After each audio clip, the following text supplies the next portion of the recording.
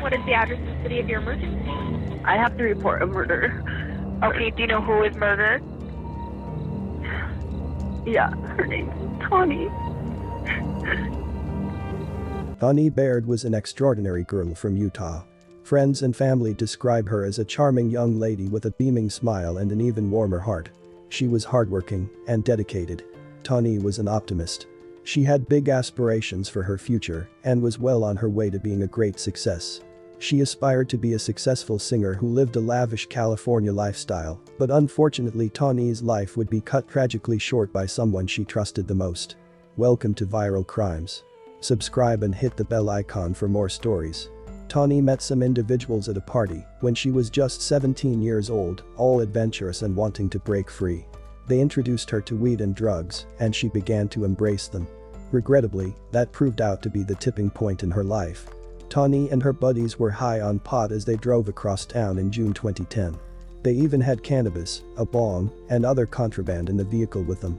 As a result, when a policeman pulled them over, Tawny accepted complete responsibility for the illegal items. She did it since she was a juvenile and her companions were all above the age of 18. She would face a milder penalty than the others. Tawny was ultimately arrested for possession of prohibited narcotics. She was sent to a 90-day juvenile treatment center. She was frightened to be there since she was a typical teen and unlike the other teens at the facility. In contrast, the other children in the institution exhibited far more aggression and violence. Nonetheless, she happened to meet her friend and later companion in the jail, Victoria Mendoza, a fellow inmate. Victoria Mendoza, like her, was a 17-year-old who endured a difficult upbringing. Her parents had immigrated to the United States from Mexico, and life was difficult. At such a young age, the poor child was subjected to unfathomable hardships, and she had visited the institution several times. Victoria's mom was diagnosed with cancer when she was at the program. She was taken aback by the news, which she did not receive well. She was irritated by her inability to be present for her mom, who was battling for her life. Both Tawny and Victoria desired to escape the institution, and this feeling drew them together. Victoria assisted Tawny in surviving juvenile detention, while Tawny assisted Victoria in processing her feelings. The two became acquainted via their shared passion for composing and making music. They were constantly united in their support of one another. Their connection developed over time, and their friendship turned into a relationship. Tawny told her mother she was gay, and she was overjoyed to introduce Victoria to her. Tawny's mom was also accepting of her daughter's decisions and pleased that she had found someone that would protect and care for her daughter. Tawny was discharged from the institution in August 2010. Tawny told Victoria that she would not see anybody else and that she'd communicate with her often. And Tawny faithfully maintained her word. A month later, Victoria was also discharged from the facility, and Tawny was excited to bring Victoria to her family. Until they met Victoria, they all appeared quite excited. The differences between the two were obvious to Tawny's family, particularly her father. Tawny was an outgoing person who enjoyed speaking and assisting others. She was a gregarious and flirtatious person. Victoria, on the other hand, was more introverted, strict, and quiet. Nonetheless, over time, Victoria became more at ease with Tawny's family. They treated her as if she were their own daughter. Tawny's buddies adored her, and she gradually began to open up to Tawny's world. Everyone thought the both of them were made for one another and deserved nothing but the best. What they didn't know is that things were far from ideal. The excitement of their relationship faded with time, and the two began bickering and arguing often. Victoria's reactions were more evident, despite the fact that they were both envious and insecure to some extent. Tawny's connections made her jealous. She was always afraid that people would try to sway Tawny's sexual choices, and she'd leave her because of it. Things were so tense that Victoria began threatening anybody who became even slightly engaged in Tawny's life. Whenever anyone would comment on Tawny's photos on social media, Victoria would assume Tawny was having an affair with that person. She was usually pessimistic and made life difficult for others close to Tawny. Victoria had believed that Tawny was unfaithful despite Tawny's constant efforts to explain her views, and she was itching to retaliate. So, as a response, Victoria had an affair on Tawny with Lacey, Tawny's closest friend. She hoped that by betraying Tawny, she would learn a lesson and quit acting out. Tawny was now completely devastated. She never believed Victoria could do such a thing. She didn't believe it for a second. She was so offended that she ended a relationship with Victoria, something Victoria hadn't anticipated. Victoria eventually recognized her error and apologized to Tawny. She made a video and shared it on Facebook. She expressed sorrow for her behavior and swore that she would never hurt Tawny again. Okay, so I'm really confused on where to start right now, and I have a lot of things on my mind that I want to say, but I keep going blank because I know that I'm recording myself and I know that I'm doing, I know that I'm on video and stuff, but I'm going to just start from where I feel like I need to start and end where I need to end. First I want to say is I'm sorry for hurting you and cheating on you with your best friend. And your best friend is a slut, and I don't like her. She's gross, and I can give a fuck less. Alright? So, this video is like an apology to you. And the girl I'm talking about is Tawny. And I'm trying to get her back to be with me so I can keep her again and for her to give me another chance. Because I'm in love with her and I love her and I want her back. And I'll do anything I have to do to show her that I can be a better girlfriend.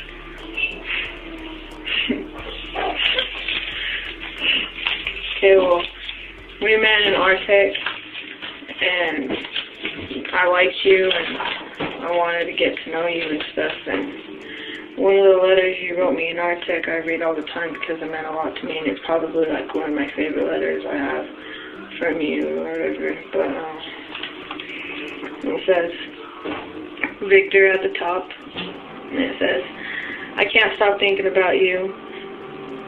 I can't stop thinking about you. Either I miss you so much, I wish so much that you were getting out earlier for real. I miss you so much now, I don't know how I'm gonna be when I can't see you for that long. I like you so much, really. I am usually different when I like someone a lot. I don't want to be with them all the time, and I don't always miss them as much as I miss you. It's different. I'm so happy that I met you for real. I talked to my aunt, and she said, right when you get out, we can hang out, because I told her you don't do drugs and you want to do good when you get out. Whenever I see you, I just want to jump on you. You make me so happy. I'm not afraid to tell people I like you. It doesn't weird me out at all. My family and some knows already, because I always talk about you, so I always think about you. I already really trust you, and I care about you a lot.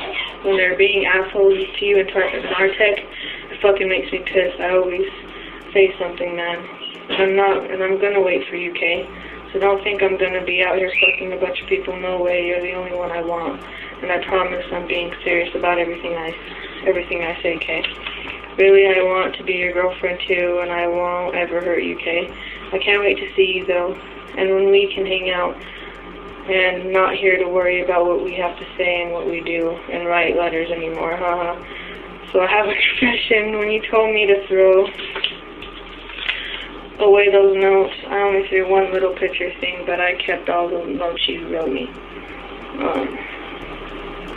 Every morning when I wake up and get ready for everyone else, I really don't care what they think and don't listen to what they talk shit, Kay, because they don't know shit about me.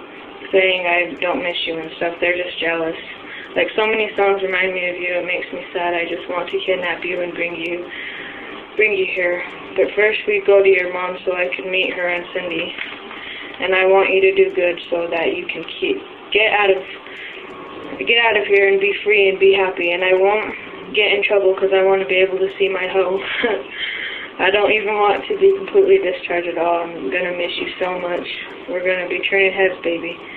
I don't want you to think I'll forget about you, because there's no way I'm gonna forget about you. I'll be waiting for you, and don't forget me. Just look at my picture if you start forgetting. I promise on my mom that I'll be waiting for you, that I won't be fucking anyone, and that you will be mine, Kate.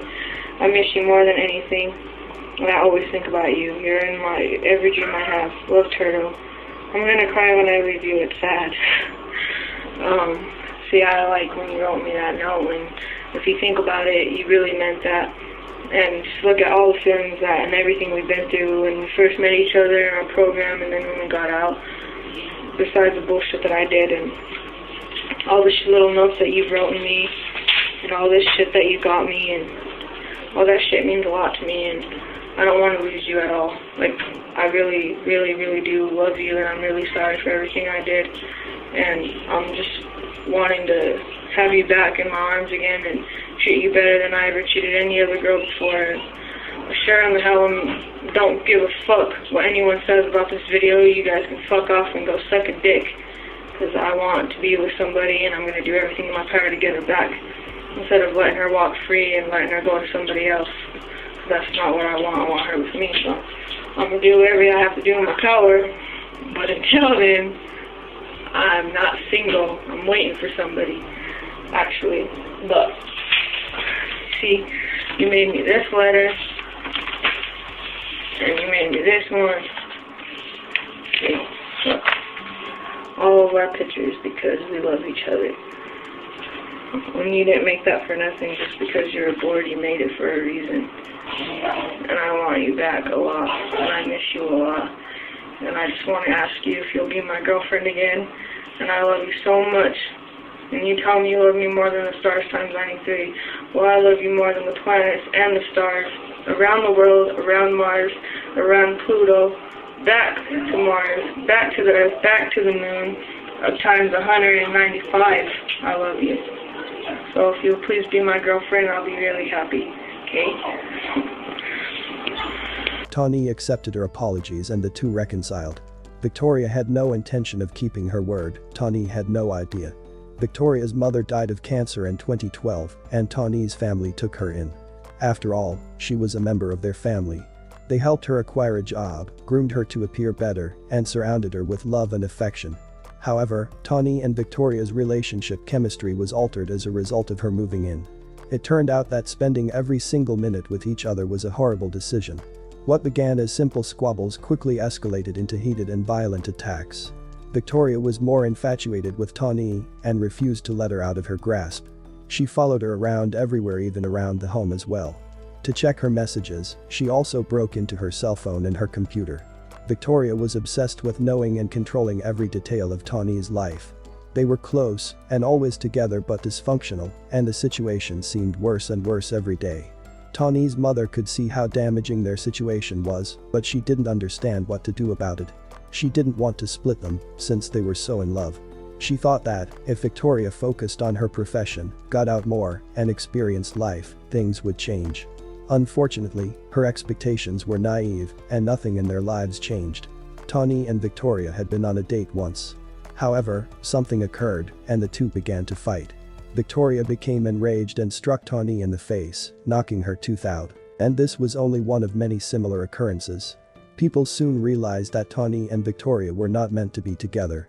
However, they did nothing to solve the issue. Even Tawny admitted to her friends that she was afraid of Victoria and wished she could leave her, but she couldn't. Everyone expected this relationship to work to some extent. And the 21-year-old's unrealistic optimism proved to be deadly.